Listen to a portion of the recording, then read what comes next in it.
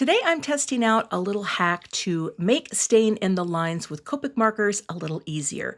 And even though I know people frown upon coloring next to embossing powder, it's just a little bit of clear and I don't color that often. So let's see if it helped me stay in the lines. That video is coming up next.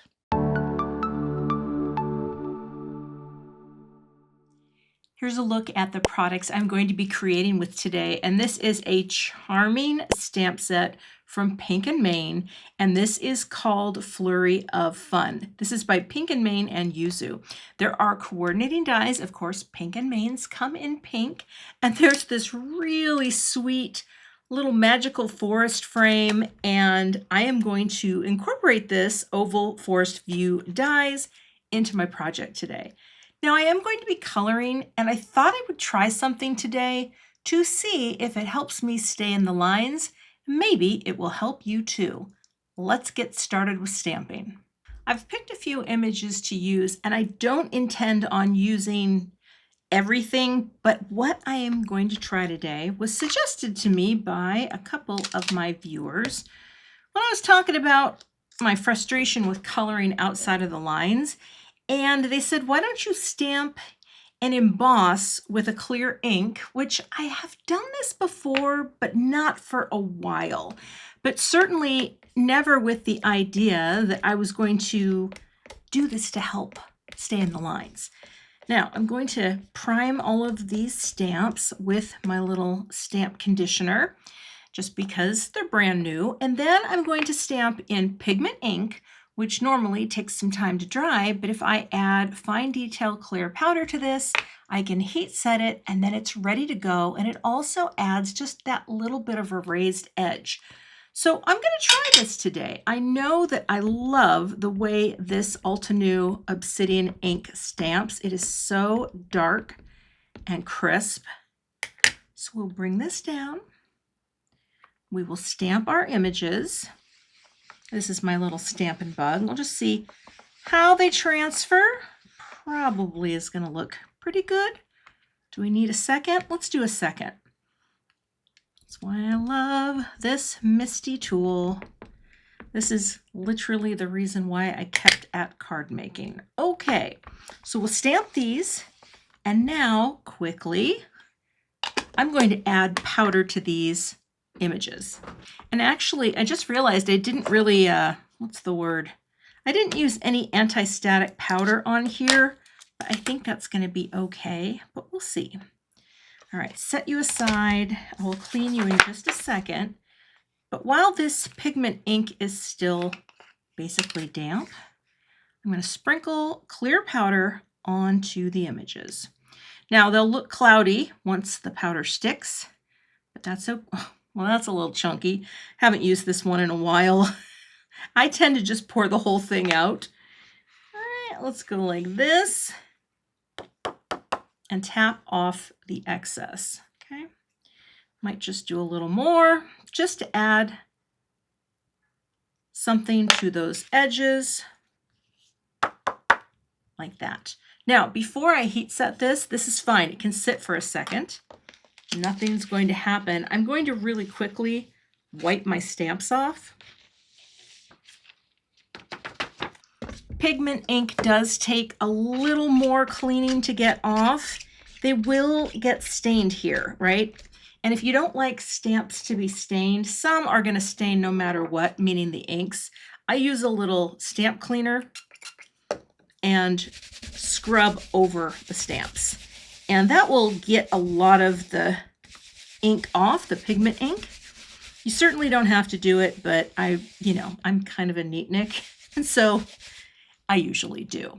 All right, let me warm up my heat tool so I can melt this clear powder.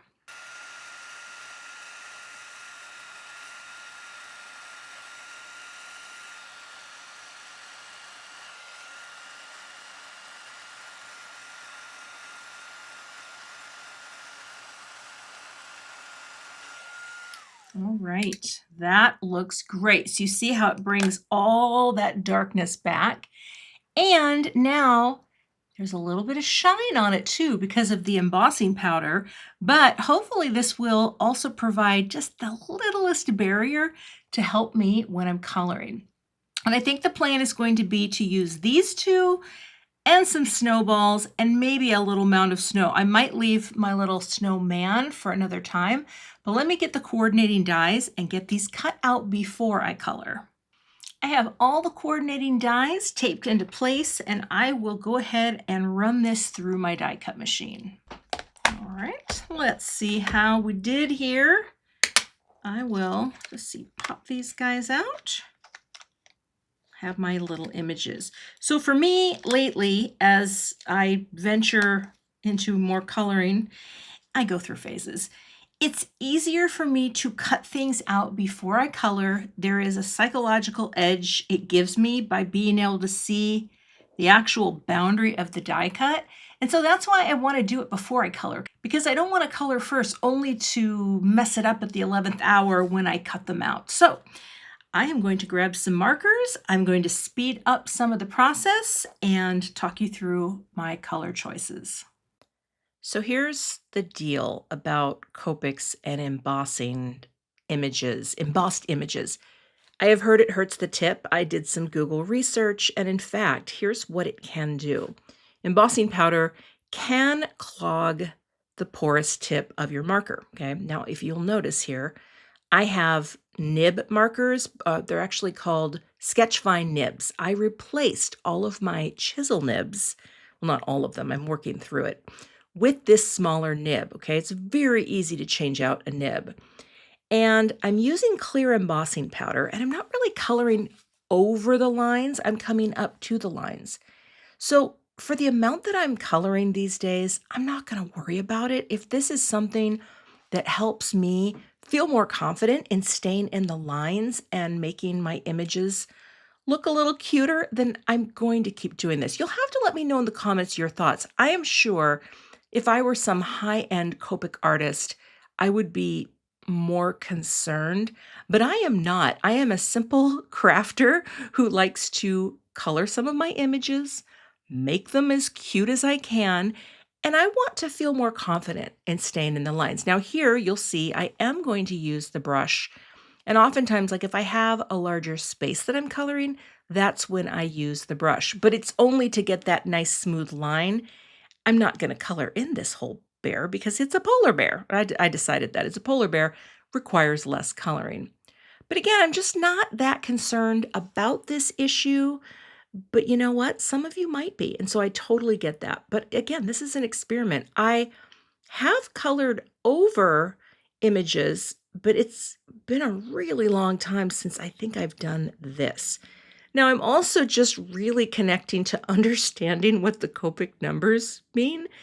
I don't know. I'm a slow learner. The first letter is the color family, obviously. The second letter is the saturation and brightness. And the third number is the lightness or darkness, the value of the color. And I guess I've never really considered that when picking colors. So today I tried to pay a little more attention to that. There are people out there that you can learn from.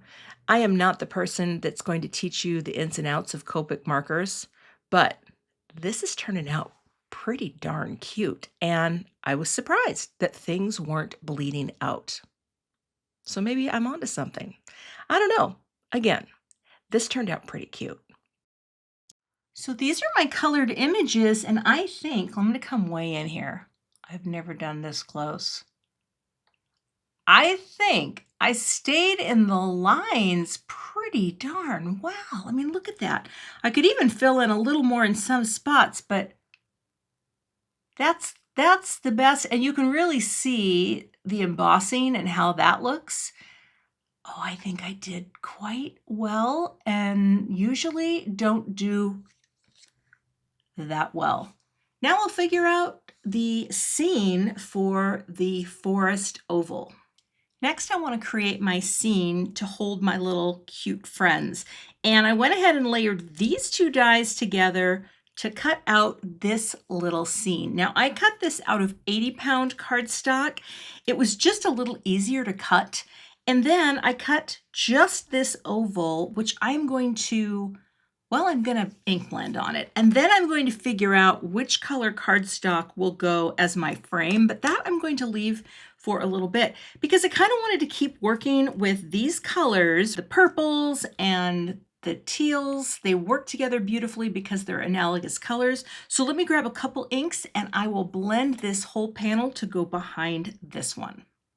Now, I thought I'd speed this up again because I started with the best of intentions. I wanted to blend two colors together. The lilac here is perfect. That is exactly the color I wanted, and I should have stopped right here. But for some reason, I thought, no, I'm going to bring Tide Pool in from the bottom. And I had way too much ink on my brush, and this just started to look like an Easter scene. Now, this would be great if I wanted grass in the foreground, but I don't want grass, so we say take two. Sometimes it takes a few to get there, and just having a sky with lilac and blending it, or rather fading it to white, is exactly what I needed for this. So that's the one. A little bit darker, and then we will be good to go. I'm just putting little bits of glue all over the back here and basically places where I just want it to stick. I don't need a bunch. That's why I love this little nozzle. It's so helpful for, where did I put my glue holder? For doing this sort of thing. And then I can just take this, drop it down, pick this up, and line it up. That way, as long as I get it right up there at the top and down the sides a little, it's liquid adhesive, so it gives me a little wiggle room. Not much. We're getting a little off down there. Come on now. How's that? A little off down there too. And boy, that was harder than I thought it was going to be. I'm gonna commit right like that. Okay. Push that down, and then I'm going to put a brick on this just to really help press this oval together. So here's what I love about this little forest scene. It's not overtly any season, like there's stars, right? But I actually have an idea for that. But look at how cute this is when this gets nestled in here. So I'm going to glue this on to the bigger oval. And again, you don't need a ton of glue. This is going to hold it as long as I'm close enough to the edges, right? And then we'll pop you right on here and just wiggle it until it's right into place. Oh, that is very, very cute. And the lavender is just a really nice home for it. But if you went with like colors that were more seasonal for fall or, summer or spring, that would work too. Now I'm going to press this down. I need to stamp a greeting, figure out how my little friends are going to come together. But I thought I would run this through my die cut machine and just put a couple little silver paper scraps over so that I can pop on some silver stars in all the, well, actually there's multiples, aren't there? Oh, okay. I do have more than one star. I think I will run just the top part through then and cut out some little stars to add on here. Now I'm just going to cut the little tiny stars. I think I am. Gosh, am I going to have to do like a tweezer? This is really tiny. Will that look good if I go? I think so. Let's pick it up and see. Because if I turn it in the way that it fell down, then you're going to see just a little guy right there.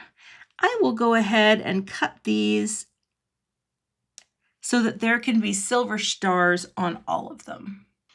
I was going to do a little banner, but I couldn't figure out where I wanted it to be. And so I think what I'm going to do is I grabbed one of my own products. This is the Holiday Typewriter Trio, and the tittles are in here. And here's this little joy. And I think, well, do I want to pop that up a little? Oh gosh, let me get some foam tape on this. All right. Now I'm going to place this right in the center of my white note card. And this is just USA 2, so it's, you know, 4.25 wide by 5.5 tall. Does that look right? Oh, I didn't put glue on here. It's gonna have to be, oh yeah, that's fine. Now I will place these guys on, and they have foam squares as well. I think I'm going to have Bear be a little more, he's going to go slightly behind, all right? And I will use a tiny bit of liquid glue on here, just so that I have a bit of wiggle room. Just a dot on each. I don't think I need one on the outside, and he is going to be stepping right there, getting ready to throw it. And this little guy, he's just like, I'm in for the party. It's just a cute little scene, right? They're playing, it's winter. What fun. I love creating little realities. This is way better than AI though, right? Okay. Here they are together, kicking up a foot. I kind of think that's cute with the little foot coming up. You know what I mean? Like he's kicking up a foot. Now, I don't know if I want to put a stash of snowballs behind. I could, though, do this. If I cut that, there could be a little stash coming. You know, like he's playing with them out there. I don't know if it's needed, to be honest with you. I was going to maybe put some extra snowballs over here. Actually, that would work. I'm going to pop it in. Hold on. Little liquid glue. These do not need to be popped up, but they do need to make sure that this, and I'm just going to lift this for a second, is tucked perfectly where you can only see that edge. All right, so there's a little stash behind him. He hasn't grabbed yet because he's not ready to go. Then I just thought, why not just have a sweet little joy? It's silver, it's subtle. We could put it right, oh, I don't know, right on the edge, right there maybe, or maybe just over a little, kind of in the, I want it to balance on the trees because I feel like it's going to need to have that.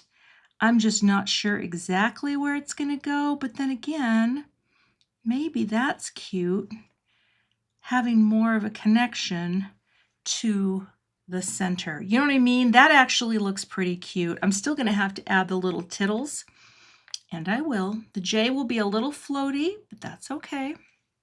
Sometimes you put things where they should go, like that, for just a cute little, go right there. You know, because that sort of frames out the scene. It's so sweet. Let me build up the dots for the tittle right over the J. It's pretty easy to do once you get going, but you kind of have to build, where is my sticky guy? You have to build like this. Dot over the J there. Let that dry for just a second. Add another little bit of glue on top. Get the second and make sure it's die cut side down, and you'll know. Hey, there's that guy. And he's oh gosh, we got to slide you up. Where's the other craft tool? Things are sliding. It will look just lovely. I probably could have gone up a little higher. In fact, this is where I can't see very well. Is that okay? Maybe up a little like that. Oh, that's not even on top. There we go. That's better. Just have to let the glue dry, and I'm going to say, come on now. Probably the hardest part of the card. And the silver will go right on top. And hopefully that's enough glue to keep it in place. I don't want it to fall off. It's very small. I mean, look at how I can't even get it to flip the right side down. Come on now. Come on now, get in there like a silver friend. There we go. So small. And boop. We sit that on top, and that is the card. And then I'm going to stamp "Friends Make the Coldest Day Warmer" on the inside of the card to finish it out. I thought I would stamp one of the greetings from the set on the inside using, let's see, do I have a magnet? I think I do. A slightly darker purple ink, just a little bit, so that that will look nice on the inside. I'm just going to hold this right about there with my magnet. I'll take my orchid. I'll just ink this up. I hope I get it right the first time, because it's a one and done. And stamp and release. Friends make the coldest days warmer, and that will be on the inside of the card. And that finishes up my card project.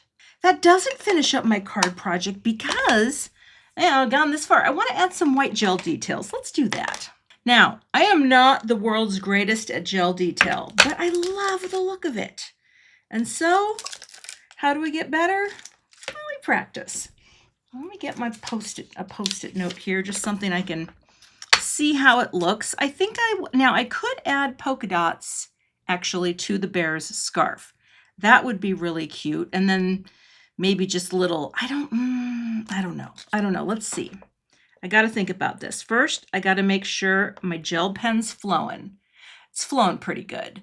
And do I want to do highlights or do I want to do a pattern? Well, you know what I'm going to do? I'm just going to do a little highlight. So I'm going to go like that. See, I'm getting better at it. Okay, maybe do one over here and go, wait, how does it go? Go line, dot, dot, right there. There's a little something, something, right? And then on this guy, we'll go line, dot, like that. Okay, not so good, not as good as the other one. And maybe just a little guy up there. Now that wasn't needed. That kind of mucked it up a little. But you know what? I think that's okay. There we go. That's a little darker. See, I'm not great at it, but if I go, what if I went dot, dot? It just creates a little something, something. You know where I should have put it on the penguin? I should have put it on his head like this. Oh gosh, we can't stop now. Like that. Okay, I'm gonna walk away because the more I do this, the more I'm gonna mess it up. That is my finished card project. We'll do a quick design review. I will bring in my overlay here. And this is just a free printable. You can download this. I have a link in my description, and there is a link and a blog post attached to that that will explain how it works. So this is just cardstock on the top and the bottom. So here on our design, we have the core art elements, the things that are drawing your eye in, centered right here on these two intersecting lines. And that's a really nice position on a card space like this. And so I really like how that turned out, sunk down to the bottom. And if you look at it in thirds, 2/3 have a little more visual content than the top. But the core design here is just solid and centered and symmetrical. You can cut this background scalloped piece in half, the long way, the short way, and it's just a very solid shape. There's a little bit of repetition, of course. We have purple ink and purple cardstock here.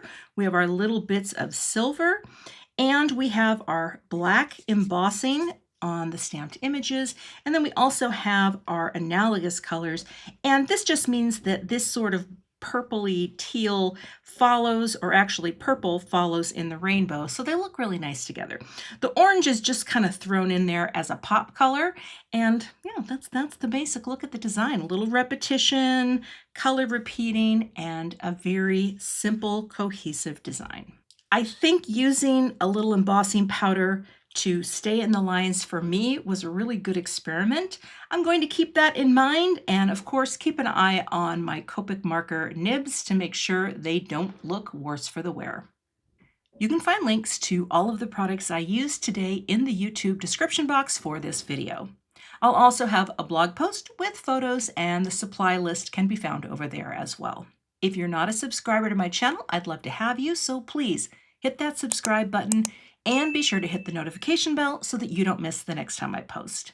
If you like coloring videos, check out this video I have linked here, and I'll see you in that clip. Thanks so much for watching, and have a great day.